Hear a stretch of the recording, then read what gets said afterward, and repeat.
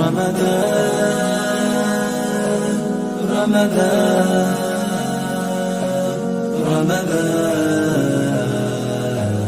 رمضان مرحبا يا رمضان مرحبا يا رمضان رمضان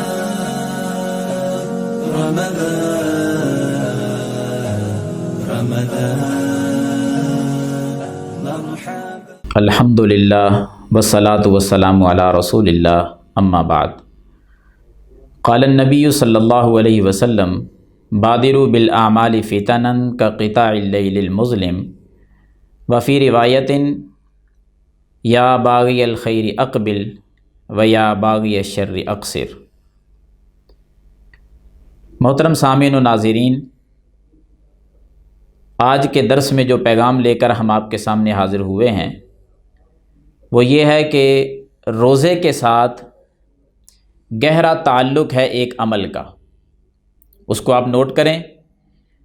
آپ اس کو دوسرا رخ یہ دے سکتے ہیں کہ روزہ مطالبہ کرتا ہے ایک عمل کا، کہ روزے کے ساتھ ساتھ یہ کام بھی کیا جائے۔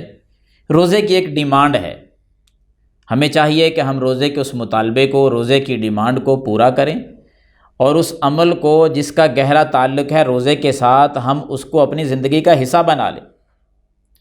اگر روزہ کہتا ہے کہ فلاں کام چھوڑ دو تو ہمیں چھوڑ دینا چاہیے، اگر روزہ کہتا ہے کہ فلاں کام کر لو تو ہمیں اس کو فوری طور پر اپنا لینا چاہیے۔ یقیناً اسی میں دنیا آخرت کی بھلائی اور خیر اللہ تعالیٰ نے رکھی ہے۔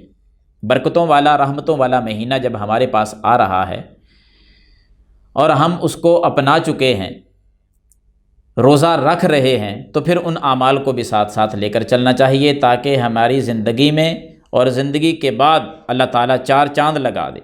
تو آئیے نوٹ کرتے ہیں وہ عمل جس کا گہرا تعلق ہے روزے کے ساتھ۔ وہ یہ ہے کہ روزے کا ایک مطالبہ ہے، روزے کی ڈیمانڈ ہے کہ روزہ رکھ کر بندہ جھوٹ نہ بولے کبھی بھی۔ جب روزہ رکھ لیا پھر جھوٹ کو اپنے وجود سے نکال دیا، جھوٹ کو سائیڈ پہ کر دیا، غلط بات، دھوکہ دینا، فراڈ کرنا، زبان سے جھوٹی باتیں کرنا، یہ بالکل ختم ہو جائے۔ یہ روزے کا مطالبہ ہے، جھوٹ کو ختم کرنا۔ اس عمل کا گہرا تعلق ہے روزے کے ساتھ۔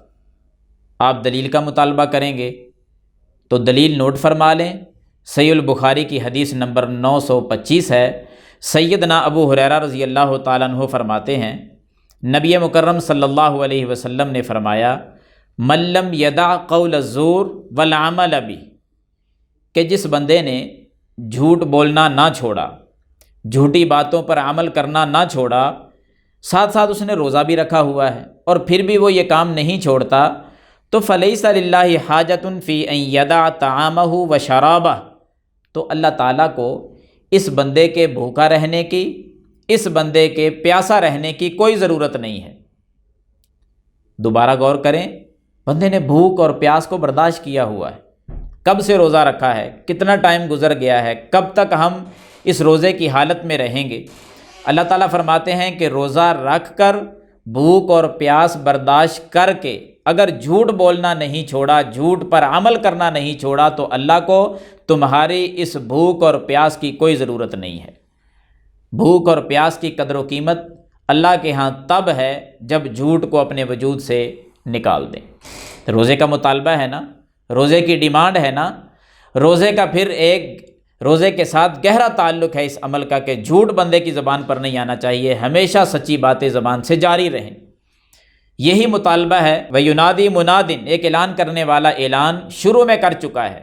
رمضان المبارک کی پہلی رات یہ اعلان ہو چکا ہے کہ نیکی کو چاہنے والے آگے بڑھ، اور گناہوں میں زندگی گزارنے والے اب رک جا، چھوڑ دے ان گناہوں کو، باز آ جا۔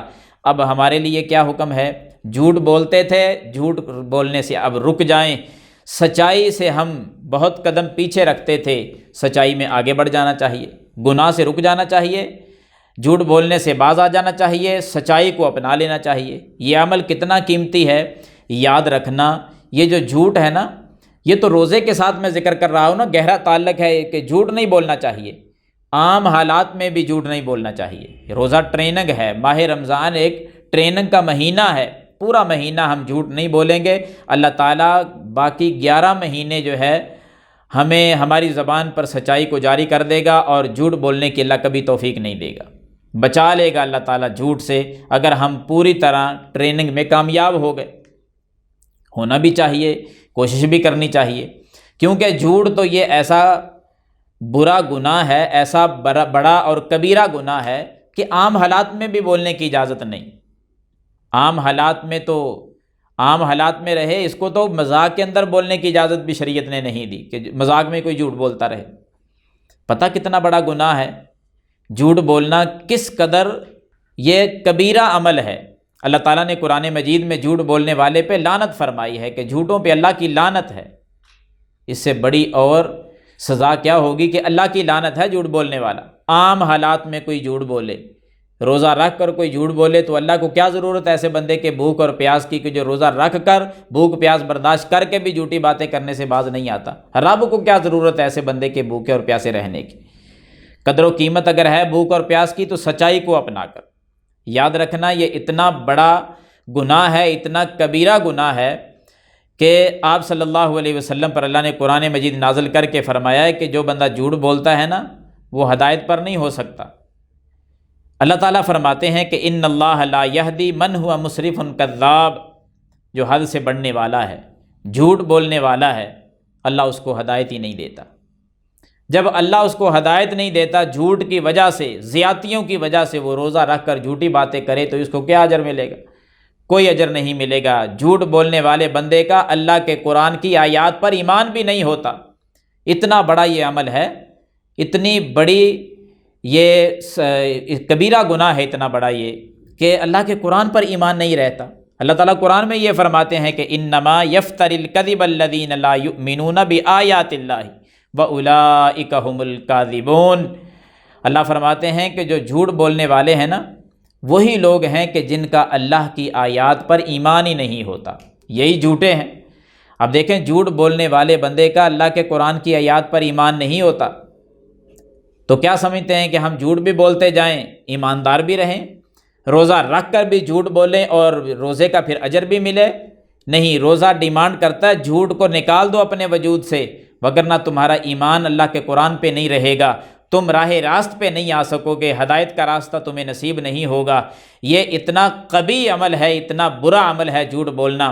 یہ تو مذاق کے اندر بھی کوئی لوگوں کو ہنسانے کے لیے بول پڑے نا، دوستوں میں بندہ بیٹھا ہوتا ہے اور مذاق کے طور پہ کبھی جھوٹ بول دیتا ہے، مذاق کے طور پہ کہ چلو میں ایک جھوٹی بات کرتا ہوں، لوگ مسکرائیں گے، ہنسیں گے، تو آپ صلی اللہ علیہ وسلم کی حدیث جامع ترمذی میں ہے، فرمایا ویل اللہ، جو بندہ کسی کو ہنسانے کے لیے، خوش کرنے کے لیے ایک جھوٹ بولتا ہے وہ بندہ ہلاک ہو گیا۔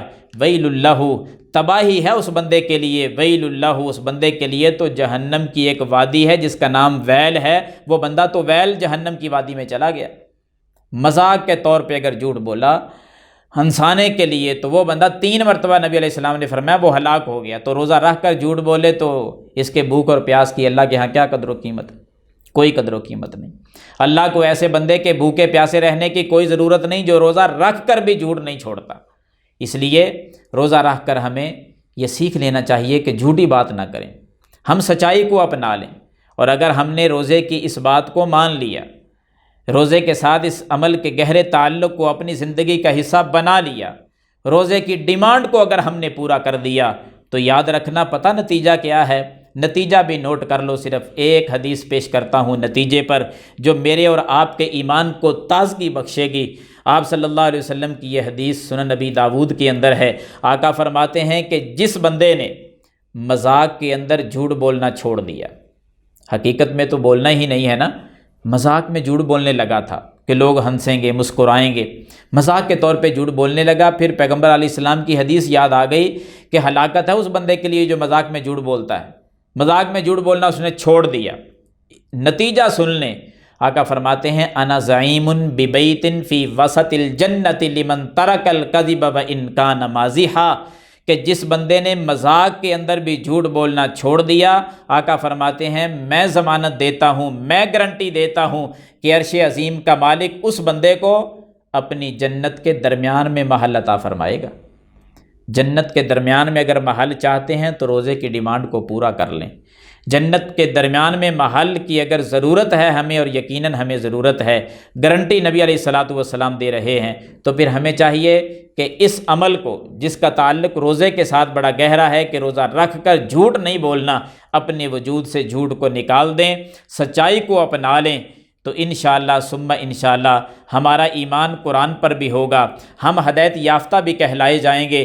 اور اگر ہم نے اس عمل کو اپنا لیا، یعنی جھوٹ نکال دیا، سچائی کو اپنا لیا، تو پھر اللہ کے پیغمبر علیہ الصلاۃ والسلام کی زبان کے مطابق جو گارنٹی دی گئی ہے، یقیناً ہم جنت کے درمیان میں ایک محل کے وارث بھی بن جائیں گے۔